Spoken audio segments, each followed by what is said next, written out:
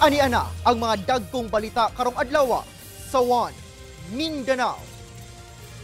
Bus drivers sa Davao Overland Transport Terminal gipailawom sa drug test una makabiyahe. Pagdagsa sa mga pasahero gilauman sugod karong adlaw. Sobra 200 ka mga pulis gipakatag sa mga sementeryo sa Cagayan de Oro City. Tabo system alang sa mga pasahero nga mobiyahe sa ruta nga Cagayan de Oro, Davao City via Overview, Quezon. Magpadayon.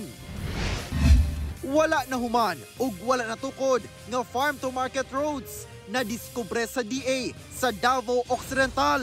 Maong kalsada, maupay pagbuhos. Og presyo sa bulak sa General Santos City, doble ang gisaka, duha ka adlaw una ang kalagkalag.